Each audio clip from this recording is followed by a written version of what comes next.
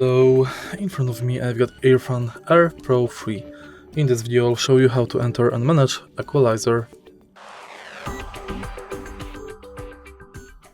In the beginning, let's go to Earfun Audio app. Now enter Earfun Equalizer, and now you can select Custom Equalizer or Adaptive Equalizer.